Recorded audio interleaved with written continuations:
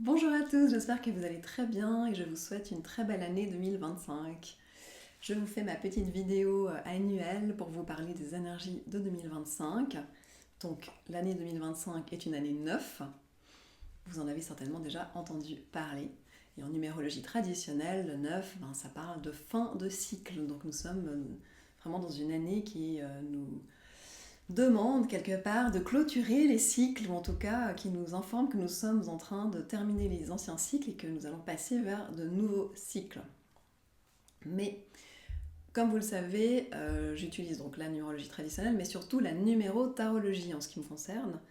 Donc c'est une numérologie qui est en base 22 et pas 9. Et je trouve qu'elle est très riche puisqu'elle donne 22 quelque part champs informationnels possibles. 22 énergies possibles basées sur le tarot de Marseille qui est voilà, qui fait de 22 lames majeures, d'arcanes majeures, et qui sont donc autant d'énergie qui quelque part nous parlent du cheminement humain incarné qui est amené à se spiritualiser. Enfin bref, on va pas rentrer dans tout ça. Mais donc voilà, moi j'aime beaucoup travailler en numérotarologie. D'ailleurs, je propose comme chaque année les tarots de l'année. Ça fait des années que je fais, moi-même plus de 20 ans que je fais mon tarot de l'année. Traditionnellement avec mes amis, nous l'avons fait cette année le 1er janvier, donc c'était chouette de faire ça le premier jour de l'an, c'est pas toujours le cas. Des fois on le fait un petit peu avant, des fois un peu après.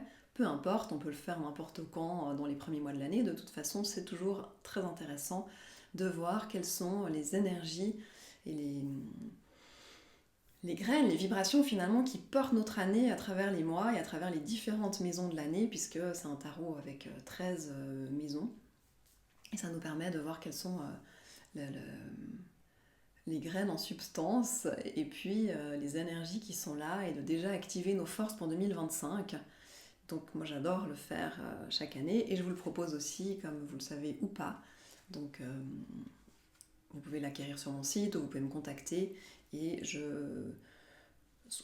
et après, soit vous venez en présentiel, soit je le fais à distance. Et il faut que vous me donniez votre date de naissance, puisqu'on garde aussi votre chemin de vie de naissance et votre chemin de vie pour l'année en cours, donc l'année 9.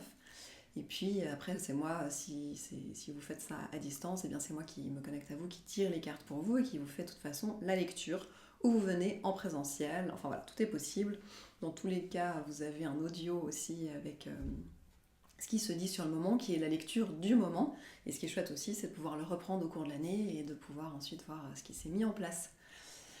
Donc voilà, des fois il y a des surprises, on se dit ah ouais, je l'avais pas lu comme ça, cette carte-là pour tel mois ou pour telle énergie dans ma vie, je la comprends mieux une fois que l'année s'est écoulée.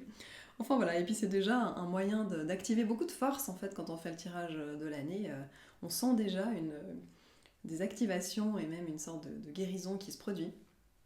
En tout cas, ça a été notre cas avec mes deux amis avec qui nous tirons nos cartes depuis pas mal d'années, de se dire ah bah on se sent déjà mieux. Mais bon, après, il faut quand même la vivre cette année. Et donc, comme je disais, c'est une année 9. Donc en numérotarologie, le 9, c'est l'ermite. Alors l'ermite, c'est un personnage qui regarde sur la gauche, donc il est passif. En même temps, son nombre est le 9 et les nombres impairs sont actifs. Et puis, il a cette grande cape bleue qui est aussi une énergie, le bleu, le yin, une énergie qu'on pourrait dire passive, tandis qu'à l'intérieur, et avec son capuchon également, eh bien, il a toute cette robe rouge qui est donc, elle, très très active. Ça veut dire que l'ermite, il est extrêmement actif à l'intérieur de lui-même, dans son intériorité. L'ermite, il plonge en lui-même, il plonge dans son intériorité, comme la papesse d'ailleurs, euh, pour toucher encore plus profondément son être, sa conscience. Et donc, cette lanterne qu'il tient, c'est quelque part c'est que sa conscience qui le guide, il est guidé par sa conscience. Alors sa conscience, vous pouvez l'entendre de deux manières. Quand on dit de quelqu'un, ah bah cette personne a vraiment beaucoup de conscience, ou alors j'ai bonne conscience ou j'ai mauvaise conscience, la notion on pourrait dire un peu de moralité en fait, de la chose juste à suivre, et de ce qui fait qu'on est en paix avec soi-même en le faisant, parce que ça nous donne bonne conscience ou pas. Et il y a cette conscience-là chez l'ermite qui est importante, de vraiment être en accord avec soi dans tout ce qu'on fait et suivre la voie de sa conscience ses valeurs, de ce qui fait écho avec nous en ayant bonne conscience, tout en faisant le chemin de se défaire des conditionnements et des moralités ou des principes qui pourraient nous faire culpabiliser, alors que au fond, on est vraiment légitime et on suit notre cœur finalement. Et donc on arrive à l'autre conscience, la conscience avec un grand C, la conscience, la métaconscience, la clairvoyance quelque part, la clairvoyance, la voie de la conscience avec un grand C. Je ne sais même pas comment trouver vraiment un synonyme à cela, mais c'est accéder à une connaissance supérieure finalement, à une connaissance suprême, universelle, divine. Donc, et il nous invite dans ce chemin de la conscience. Et le chemin de la conscience, c'est aussi simplement mettre de la connaissance sur ce qui est aussi caché des fois. Hein. Donc, la conscience, le chemin de la conscience, l'ermite est guidé par sa conscience, autant en termes de ses valeurs qu'en termes de, on pourrait dire aussi, sa guidance profonde, justement, son être divin. Donc c'est dans ces deux sens-là que nous sommes invités pour 2025 à cheminer, avec conscience. Et à laisser notre conscience s'allumer, s'éclairer, grandir toujours plus pour être guidé par la flamme et la lumière de cette conscience. Au fond, c'est vraiment se laisser guider par la lumière de notre être aussi. Son bâton est couleur chair, donc quelque part, bien sûr, c'est un être incarné, hein, ses mains sont couleur chair aussi, son visage, donc il est vraiment dans ce cheminement terrestre, l'ermite, il est là pour faire les expériences de la vie. Et on dit souvent que si on lui cache, c'est un homme âgé, mais si on lui cache les rides, bon, vous me direz que c'est le cas pour tout le monde, hein. Maintenant qu'on a des rides, je comprends les personnes qui se font les franges, et ça permet de retrouver, on voit l'être jeune qu'il est au fond. Donc il a une sorte de jeunesse éternelle. C'est ce sage qui possède la sagesse de la vie et qui voit la valeur de l'expérience, la richesse de l'expérience. Pour lui, il n'y a pas d'erreur. En fait, tout est expérience. Tout est expérience, tout est enrichissement, tout est source d'apprentissage, d'enseignement. C'est quelque part... cette guidance initiatique, hein, voilà, dans laquelle nous sommes tous emmenés simplement par le fait que nous sommes incarnés finalement. Il y a aussi l'éloge de la lenteur avec l'ermite, puisque l'ermite il va tranquillement, lentement, à son rythme. Il y a la notion de suivre son rythme. Et l'ermite, il est patient. Donc c'est une année qui va nous demander encore de travailler sur notre patience, on peut aussi se dire cela.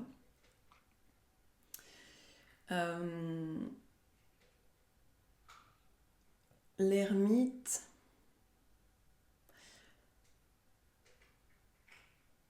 il a une lune dans sa robe. Je vous dis ce qui me vient en fonction, hein, parce qu'à chaque fois on peut faire une lecture différente, évidemment. Il a une lune jaune, donc c'est la couleur aussi du divin, dans sa robe, enfin de la conscience supérieure en tout cas. Et donc cette lune, c'est aussi qui chemine avec la conscience justement de tout son féminin, de tout son yin, de toute son intériorité, et qui va mettre au monde cette énergie lunaire, intime. Donc il y a une notion pour les femmes de vraiment avancer avec cette énergie on dit du féminin sacré, après je veux dire, voilà, sans que ce soit un égrégore non plus ou quoi, mais le sacré et le sacre du féminin est chez la femme et chez l'homme, parce qu'on a tous un côté yin et yang, et l'homme a aussi cette part féminine, sensible, toute cette sensibilité à mettre au monde. Et lui, c'est un homme, l'ermite, donc c'est vraiment l'important, si vous êtes un homme, d'embrasser votre sensibilité et de tranquillement la laisser se mettre au monde, cette sensibilité. Et sans se sentir pour autant fragilisé par cela, autant pour les femmes que les hommes d'ailleurs, sans se sentir fragilisé par cela. C'est une vulnérabilité qui finalement nous rend plus forts. Au fond, on se construit beaucoup de carapaces autour de soi pour protéger son cœur. Et puis, à un moment donné, la vie, elle nous amène et puis le cheminement aussi spirituel, notre cheminement intérieur, il nous invite à faire péter nos carapaces, finalement, et à ouvrir notre cœur et à aller toucher notre vulnérabilité et à dévoiler notre vulnérabilité. Et en fait, paradoxalement, alors que on se sentait super fort et costaud avec tout ce qu'on avait mis comme carapace, eh ben, on se rend compte que finalement on était fragile parce qu'on avait peur qu'on vienne faire péter le système en place, etc. Et pour avoir aussi vu le système, comment il peut voler en éclats comme ça, et ben finalement, quand on accueille sa vulnérabilité, quand on peut exprimer son cœur et sa vulnérabilité,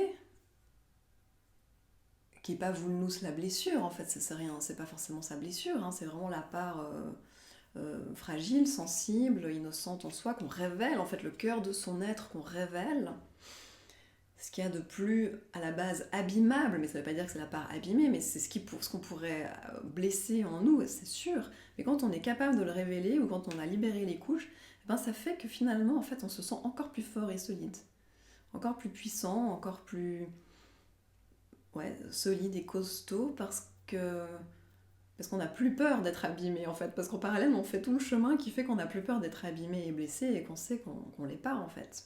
Parce qu'on a une grande foi, en fait, tout ce cheminement-là, en tout cas chez moi et chez beaucoup de personnes, ça amène à développer une grande foi, une grande spiritualité.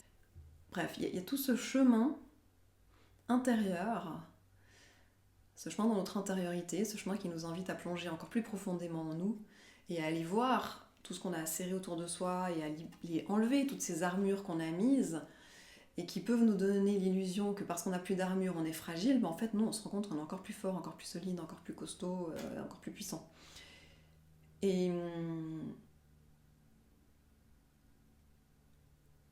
et tout le chemin faisant qu'on a développé aussi beaucoup de foi, de confiance en soi, d'amour de soi, enfin tout ça, et ben ça fait qu'on n'a plus peur d'être abîmé parce qu'on sait que c'est solide entre nous et nous, parce que ce chemin d'amour entre soi et soi, il est solide. Et tout ça, quelque part, c'est quand même beaucoup le message de l'ermite, en fait. L'ermite, il nous invite aux 3 S, mais depuis quelque temps, j'ai tendance à dire aux 4 S, à la solitude. Il invite à la solitude. Il invite à cheminer seul, en fait, et à prendre son indépendance, et à s'autonomiser. Et j'entends vraiment que pour cette année 2025, énormément quand même d'humains qui ont des problématiques de dépendance affective, hein, voilà. Et ben là, et de dépendance tout court, c'est une année pour se défaire de nos dépendances à tous les niveaux, affectives, mentales, psychologiques, spirituelles, physiques, se défaire des dépendances. Ça veut pas dire ne plus avoir de biens ou ne plus avoir de relations, ça veut dire ne plus se sentir dépendant de, s'indépendantiser, s'autonomiser. Et d'être capable de marcher seul, en fait. Comme le disait Jean-Jacques Goldman. Donc, marcher seul, faire ce chemin d'être bien dans sa solitude, et donc ça m'invite à l'autre S que je rajoute, et donc appréhender, apprivoiser le silence. Finalement, c'est que quand on fait silence qu'on peut vraiment se rencontrer. Et on a tendance à beaucoup se polluer avec des bruits inutiles. Notre mental déjà qui parle tout le temps, il parle le mental. Même quand on dort, il parle. Notre subconscient, notre mental, dans les rêves et tout, il parle. Voilà. Ça, c'est déjà un bruit qui est difficile, qui n'est pas évident, mais au bout d'un moment, on arrive à faire abstraction de ce bruit-là. Comme du bruit d'un marteau-piqueur au loin, ou du bruit de je ne sais quoi. Et puis, tous les bruits des téléphones, des écrans, le bruit dans la ville, il y a beaucoup de bruit autour de nous, les paroles inutiles. Faire silence, revenir au silence. Est-ce que chaque jour, vous prenez un temps pour revenir au silence en vous ? Je vous y invite, c'est vraiment comme ça que vous pouvez aussi vous laisser mettre à jour, régénérer, ressourcer dans le silence. Donc ce silence qu'on trouve au cœur de la solitude qui n'est pas du tout un vide, enfin c'est un vide qui fait du bien et en même temps c'est un plein de plénitude, d'être, d'essence. C'est revenir à l'être et sortir du faire, l'ermite aussi. Et donc plus on fait ce chemin où on apprend à être bien seul, être bien en tant que solitaire aussi, on pourrait dire, eh bien, on va acquérir beaucoup de solidité. Parce que quand on ne dépend plus des autres et de l'extérieur et autres, eh bien, on devient solide. Et une fois qu'on est vraiment solide, eh bien, on peut aussi vivre la solidarité. Là, je le mets un peu en séquentiel, comme ça, au fond, tout cela est concomitant, on est bien d'accord. Et vivre la solidarité, ça veut dire justement pouvoir œuvrer ensemble, partager, créer, co-créer, etc. Et être solidaires les uns des autres, parce qu'on voit en l'autre le divin comme on le voit chez nous, parce qu'on voit en l'autre la beauté comme on la voit chez nous, parce qu'on voit en l'autre aussi l'ombre comme on la voit chez nous. Enfin voilà, on sait que l'autre est une part différenciée de soi-même, et que nous sommes une part différenciée de l'autre. Donc il y a tout ce cheminement avec l'ermite. Donc pour moi, 2025, une année est vraiment prendre son indépendance, faire le bilan de où est-ce que je me sens dans des dépendances, où est-ce que je peux m'autonomiser psychiquement, émotionnellement, affectivement, physiquement, matériellement, spirituellement aussi. Où j'en suis dans ma solitude, dans mon bien-être, dans ma solitude, dans comment je me sens bien seule avec moi-même, où j'en suis aussi dans ma solidité intérieure et où j'en suis dans ma solidarité avec les autres, avec le monde, avec la terre, etc. Ça, c'est le message de l'ermite. Qui est un peu comme un œuf, on dit aussi, sous son cou. Donc, dans le neuf, il y a du neuf. Donc, cette année neuf, elle nous invite aussi à faire du neuf. C'est une fin de cycle, mais qui est déjà un redémarrage. Comme je dis souvent, la peau du serpent, elle mue parce qu'il y a déjà la nouvelle peau dessous, en fait. Donc, voilà ce qui me vient de vous partager sur la notion de l'ermite pour cette année. Patience, confiance, guidance, foi. On dit que l'ermite, il avance à son rythme, et puis quand il s'arrête parce qu'il veut profiter, se reposer ou quoi, il le fait. Donc aussi il écoute de ses rythmes, de ses cycles, de ses rythmes je dirais plutôt. Et puis on dit aussi de l'ermite, c'était Jocelyne Rondeau qui disait ça et j'aime beaucoup, que l'ermite il a une telle foi dans le divin, dans la vie, en lui-même, puisqu'il n'y a pas de séparation entre tous ces plans quelque part. Il a une telle foi qu'il n'est même plus en quête en fait, l'ermite. Il n'a pas besoin de chercher Dieu puisqu'il sait très bien que si Dieu a besoin de lui, Dieu saura comment faire pour trouver l'ermite. Donc il n'est plus en quête non plus. Par contre, il fait son expérience terrestre, son cheminement spirituel. Donc c'est aussi la valorisation de l'expérience, la dédramatisation des échecs. Et par contre, c'est quand même suivre sa quête. Suivre sa quête et être en... Donc je vous dis, il a lâché la quête, mais c'est quand même suivre sa quête, suivre son chemin. C'est paradoxal ce que je dis là. C'est parce qu'il a lâché sa quête en termes de mission quelque part, à comprendre pourquoi je suis là, tout ça, mais simplement qu'il chemine, qu'il est justement en train de suivre sa quête quelque part, c'est ça aussi. Donc ça c'est, pendant que j'ai un de mes chats qui mange, donc ça fait crunch crunch, c'est l'énergie 9 pour nous tous. Maintenant cette énergie 9, si vous y additionnez votre mois de naissance et votre jour de naissance, vous allez voir dans quelle année vous vous trouvez aujourd'hui. Donc ça va être votre année sur l'ermite, qui va vous donner aussi des informations. Je suis du 2 mars, donc 5 et 9, 14, donc cette année je suis en année tempérance. Si on revenait à la numérologie traditionnelle, ça ferait du 5, mais en numérotarologie base 22, ça fait donc tempérance, et donc j'ai tempérance sur l'ermite. Et voilà, on peut regarder ça pour vous aussi dans un tarot de l'année, ou vous-même si vous connaissez tout cela, c'est toujours intéressant. Maintenant, ce que j'aime bien donner d'autre comme information, c'est...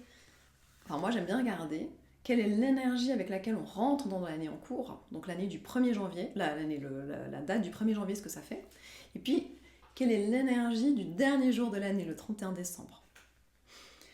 Donc le premier jour de l'année, le 1 plus 1 plus 9, ça fait du 11. Et la 11 en tarot, c'est la force.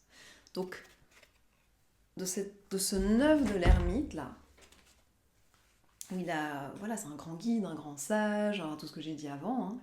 Et en même temps, il a amené à se défaire, peut-être que je ne l'ai pas dit, des vieux manteaux. Il se défait de ses vieux manteaux, de tous les poids qu'il a pu apporter, etc. Et donc, il s'éclaire à la lumière de sa conscience. Et ben, le 1er janvier, c'était un jour 11, la force. Donc, L'invitation dans l'énergie du 1er janvier, dans l'énergie de janvier et dans l'énergie de 2025, pour moi, c'est je rentre en 2025 pour bien vivre mon 9 là, pour bien l'activer, ce 9, bien le vivre, profiter de tout ce qui va m'amener à terminer, à mettre en place, à cheminer, hein. C'est avec l'énergie de la force. Donc la force, elle nous invite à vivre notre force tranquille, hein, notre force, la force de toutes les forces, la force la plus tranquille qui est, puisqu'elle peut laisser la gueule du lion s'ouvrir sans employer la force. Donc en fait, elle sort de tout rapport de force. Et elle est très connectée, elle est très intuitive et très ancrée aussi, très enracinée, la force. Donc, c'est le 11, 1-1. Donc elle a les antennes, quoi, elle est super branchée, super connectée. Elle est autant en équilibre avec sa force intuitive et spirituelle qu'avec sa force, justement, comment on pourrait dire ça, créative, sa puissance créative et sexuelle, puisque ce lion, c'est l'énergie de la puissance créative et sexuelle, la vitalité, la libido, la force de vie. Et en même temps, donc, elle est très enracinée, très ancrée. Elle a bien les pieds sur terre, la force. Et elle est très ouverte au niveau de son chakra coronal. Elle est très spirituelle et très ancrée à la fois. Donc, avec cette force, cette puissance de potentiel Kundalini qui est là à son service. Et donc, elle n'est plus dans un rapport de force. La force, elle est confiante, elle est assurée. Voilà, elle avance avec confiance, avec assurance, avec détermination, avec persévérance, avec loyauté envers elle-même aussi,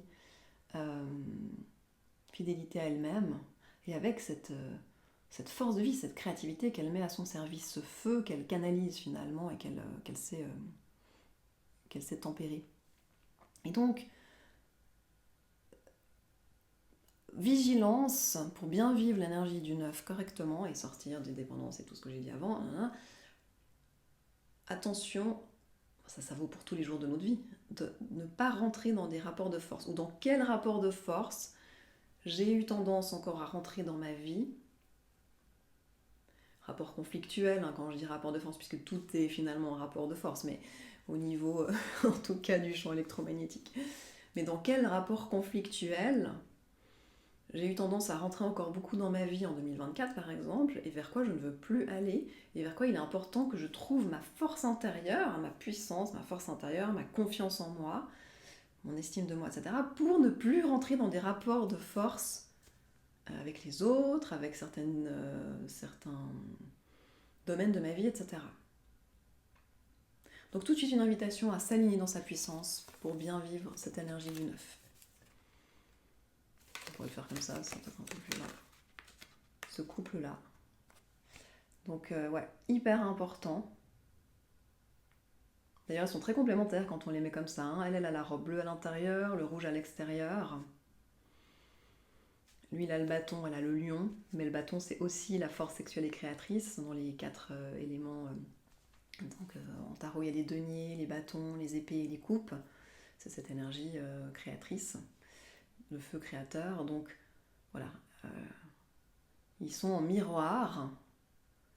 Et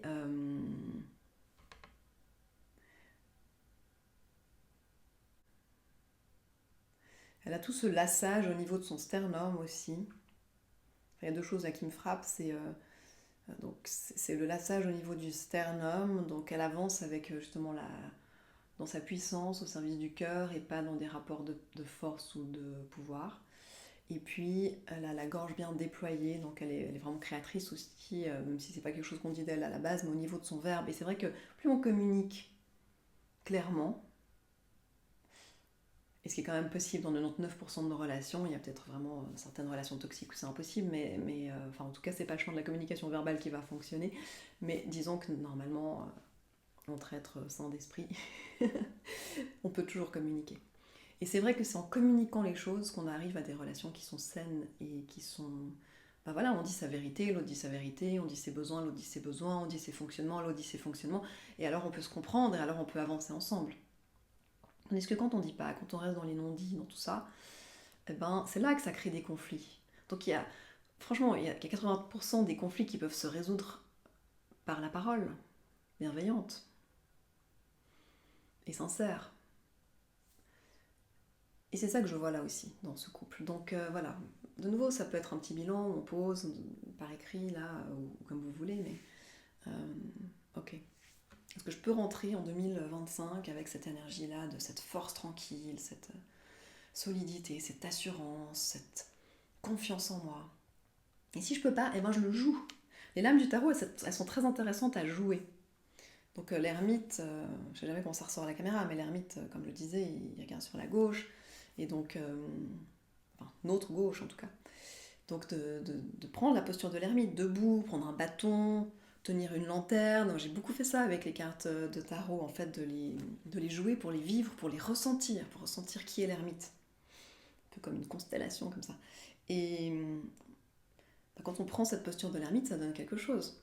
Quand on prend la posture de la force, là, si vous vous mettez debout, là, maintenant, et puis que vous imaginez ce lion contre votre jambe, et que vous avez là les mains vers sa gueule, mais il n'y a même pas peur, parce que vous avez confiance totalement en votre capacité à dompter aussi ce feu intérieur, ce dragon en vous, etc. Et qu'en même temps, vous êtes très ancré à la terre, très connecté au ciel, vous ressentez cette force intérieure qui circule, il y a un grand canal, une grande verticalité qui circule, et on se sent super en sécurité, super bien. Donc, si on n'a pas de peur, on ne va pas rentrer en conflit, et puis, etc. C'est vraiment quelque chose à vivre, que je vous conseille de mimer quelque part. Hein. D'ailleurs, c'est connu que... il y avait ce livre, comment il s'appelle, de Gounel,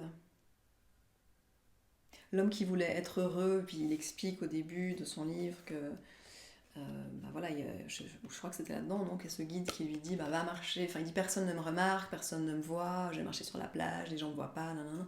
Puis il dit marche sur la plage en imaginant que t'es un être extraordinaire, que tout le monde remarque, puis tout à coup il le fait, puis il voit que tout le monde se retourne.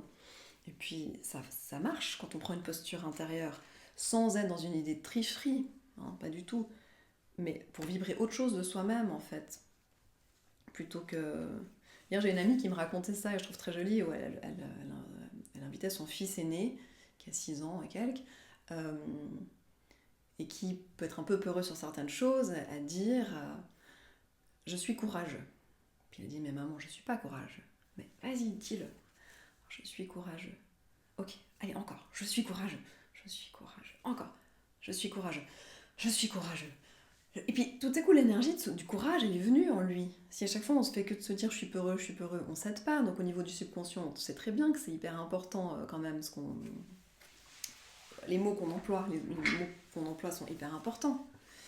Je vous avais déjà dit, je pense que quand je disais c'est pas grave, pour essayer de me déculpabiliser, mais il y avait une gravité qui restait en moi. Puis le jour où j'ai commencé à dire c'est ok, c'est en ordre, là, je me suis sentie mieux.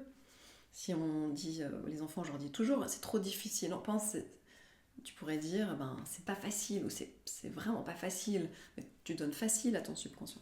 Et c'est pareil dans la posture intérieure. Si vous êtes comme ça dans une réunion de travail, on va dire, oh là là, la personne est fermée, elle est pas bien. Ah, vous vous tenez droit, vous dégagez, là, pouf, vous avez une prestance tout de suite. Donc voilà, vous pouvez vraiment ressentir cette force. Ce que c'est que la véritable force, en fait. Et puis le dernier jour de l'année, 31 c'est du 4, puisque comme je le travaille, je n'additionne pas 31, 12 et 2025, je remets tout en base en 2 à chaque fois, donc 31 c'est du 4, 12 ça reste du 12, et puis donc 2025 c'est toujours du 9. Donc 4 et 12, 16, et 9, 25, ça fait du 7. Donc le dernier jour de l'année, c'est le chariot. Donc quelque part, le bilan de l'année, une fois qu'on aura fait tout le cheminement basé sur l'ermite, avec cette énergie de la force pour rentrer dedans, le but un peu auquel on est invité, on pourrait dire, c'est au chariot. Donc c'est vraiment des lames... En tarot, il y a des lames où il y a les personnages qui prennent moins de place. Ça, c'est des lames où les personnages prennent beaucoup de place, même si avec le chariot, il y a quand même aussi les chevaux, le char. Donc on est invité à aller au chariot, donc à la réalisation dans la matière. Le chariot, c'est le succès, la réalisation et la canalisation de notre polarité. Il avance en mettant en équilibre cette polarité. Et donc les chevaux, même s'il y en a un qui pourrait avoir tendance à vouloir partir ailleurs, finalement, il va regarder dans la même direction que que ce prince, ce qu'on peut dire, et que l'autre cheval. Donc on arrive à canaliser. C'est vraiment la maîtrise pour avancer, pour faire que toutes les parts de nous, justement, soient solidaires et avancent ensemble dans la même direction. Et le chariot, il y a le 4 et le 3 du triangle, donc c'est vraiment l'équilibre du masculin et du féminin, du yin et du yang, etc., de la matière et de l'esprit, de la terre et du ciel. Donc il a les énergies qui sont très en place et il vient se réaliser dans la matière. Ouais. Et avancer avec son char et avec cette force des chevaux, justement, qui le porte et lui permet de gagner aussi en vitesse, en fait. Donc c'est lâcher le frein à main, et en même temps c'est sortir du contrôle. Donc voilà, donc c'est se souvenir de ces deux cartes aussi, euh, qui, qui ouvrent l'énergie et ferment l'énergie de 2025. On est invité à trouver notre force tranquille, notre véritable force intérieure, pour pouvoir se réaliser, en fait. Et plus on va sortir des rapports de force, comme je le disais avant, plus on va se réaliser facilement, plus on va pouvoir concrétiser nos projets, les matérialiser, voilà, être successful, se réaliser, en fait. C'est vraiment se réaliser, se réussir, en fait. Et se réussir, c'est à plein de niveaux. Donc voilà, et ce que j'avais envie de vous proposer aussi, puisque quand je fais le tarot de l'année, je fais toujours aussi un tirage avec des cartes d'autres oracles pour ajouter des infos. Et là, j'ai pris mon Vision Quest Tarot. Ce que j'avais envie de faire, c'est tirer une carte pour l'année et puis une carte pour chaque saison. Comme ça, on va voir un petit peu les forces en cours. Donc cette année 2025.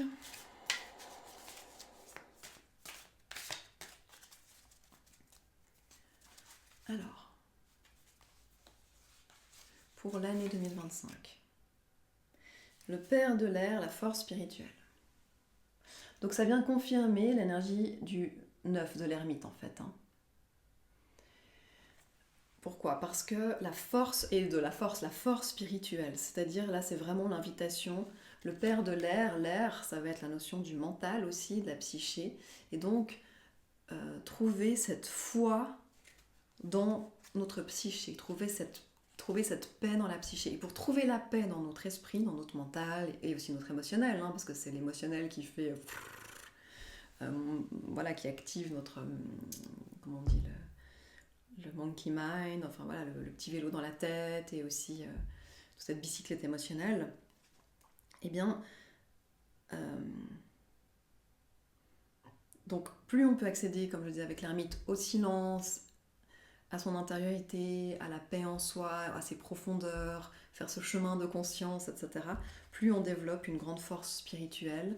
Et d'ailleurs, quand on est dans une grande force spirituelle, c'est le cas de la force que je vous ai montré avant, eh bien, on ne rentre plus dans les rapports de force. Alors, on est incarné.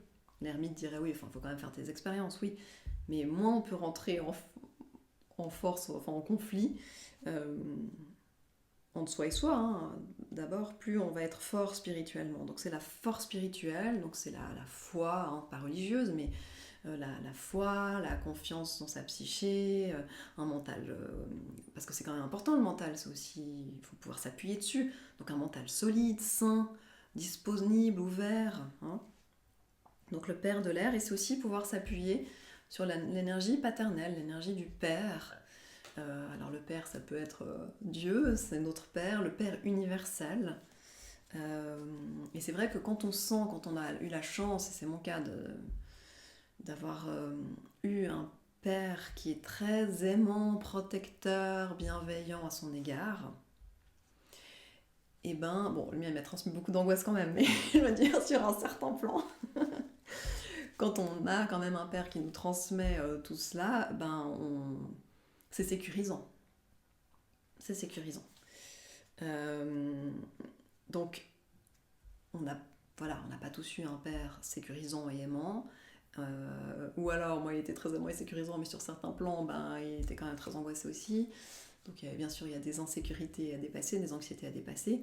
Mais la véritable énergie du père spirituel, c'est une immense protection. C'est ce sentiment que rien ne peut s'effondrer parce que papa est là, et que tout peut s'effondrer, tout va bien, papa est là. C'est vraiment ça. Hein.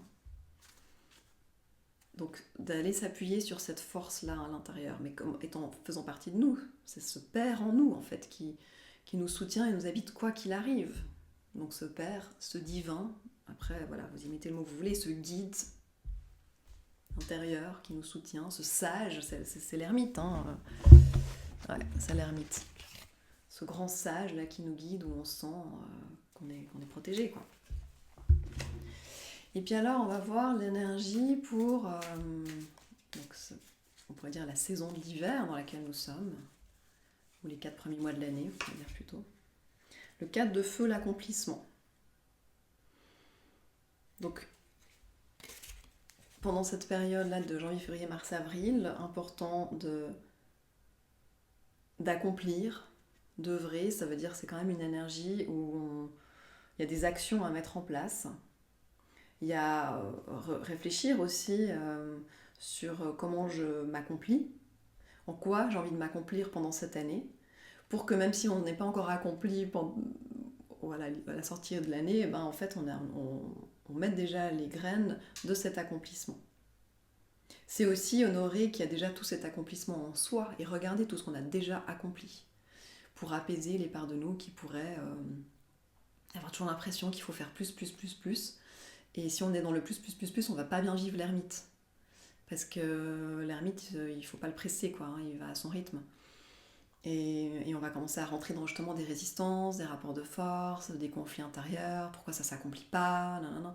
Donc non, tout est déjà accompli, tout est déjà là. Et j'ai déjà énormément accompli de chemin. L'ermite, il se retourne sur son chemin aussi, il éclaire ce chemin, tout ce qu'il a déjà fait. Là, c'est beau ce chemin derrière nous. Qu'on ait 20 ans, 30 ans, 40, 50 ou plus, c'est beau ce chemin derrière soi, tout ce qui a déjà été fait.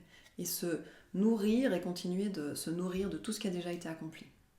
C'est ça qui me vient pour ce premier trimestre. Pour le deuxième trimestre, donc c'est avril, mai, juin,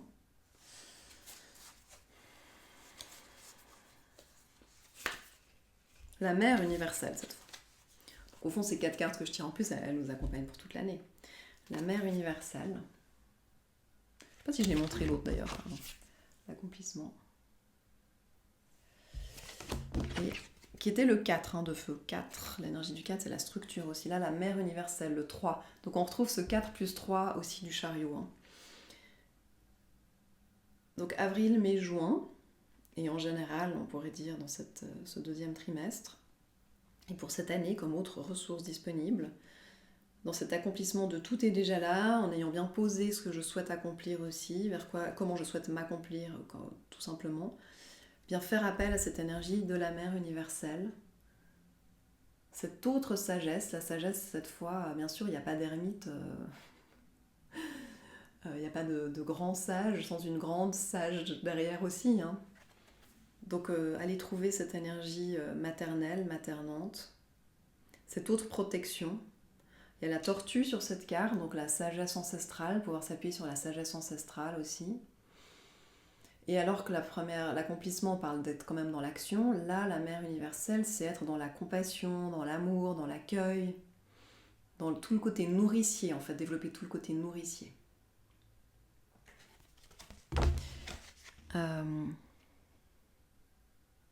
Ce qui est intéressant, c'est que là, il y a des bâtons de sauge qui sont déjà emballés. Et puis là, elle a des herbes, je sais pas quoi exactement, hein, qu'elle a cueillies. Et c'est presque, ça vient un peu à dire ça en fait. D'abord les accomplissements et après je vais mettre en place la récolte. En fait, d'abord je pose mes buts quelque part, mes objectifs, puis ensuite je vais les réaliser. Mais le fait de les poser, ils sont déjà réalisés. Il y a ça aussi. Il y a une fertilité avec la mère universelle sur laquelle je peux m'appuyer aussi. Une fertilité, une créativité.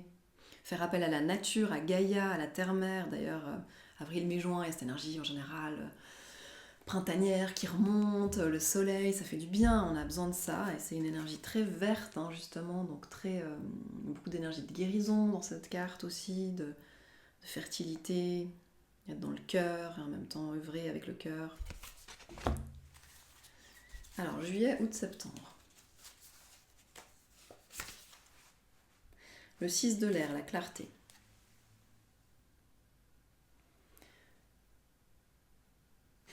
c'est un attrape-rêve, il y a 6 plumes, il y a des crins de chevaux. Moi je vois ça comme la clarté au niveau de...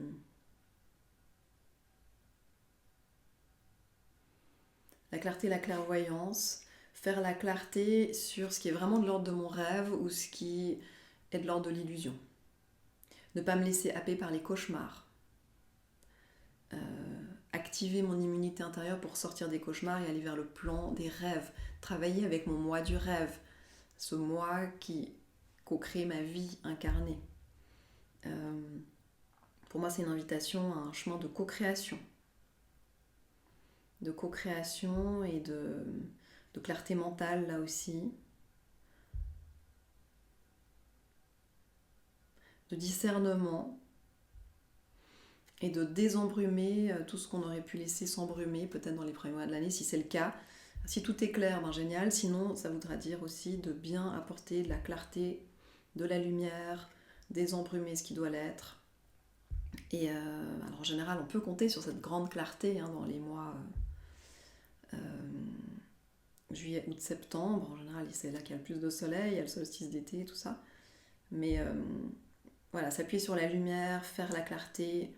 Je sens aussi que c'est une carte active, c'est vraiment pour bien vivre l'ermite, c'est la conscience de l'ermite quelque part.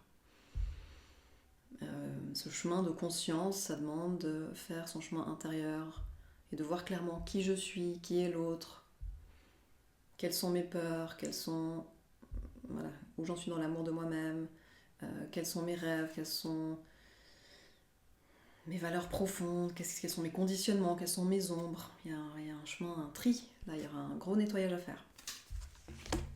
Et puis octobre, novembre, décembre. Ah ben 10 de la terre, la richesse. Youpi. Youpi.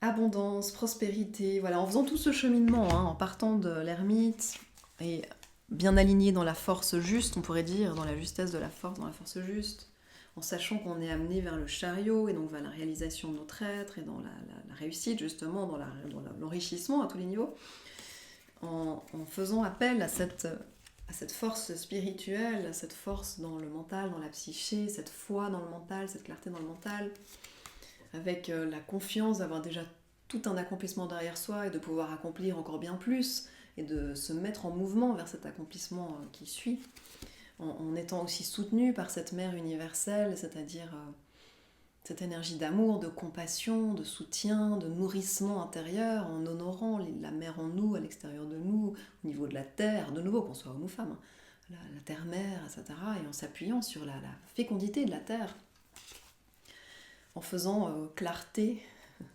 sur tout ce qui est et en étant vigilant à ne pas tomber dans nos illusions et à ne pas se laisser happer par nos mauvais rêves, mais vraiment aller activer l'énergie du rêve dans le sens la co-création de sa vie et se connecter à son être profond et supérieur qui peut rêver notre vie pour que nous réalisions le plus haut en soi finalement. Eh bien, nous arrivons à la richesse, à l'enrichissement, à l'abondance, à la prospérité, à la fructification, à la démultiplication. Voilà, c'est le chemin pour cette année. Donc, magnifique, magnifique chemin. Alors, je vous souhaite une très très belle année 2025. Je me réjouis de vous retrouver au cours de cette année. Si vous souhaitez faire votre tarot de l'année, n'hésitez pas à m'écrire ou à me contacter ou à prendre le tarot de l'année sur le site. Et puis, tout le meilleur à vous et à bientôt.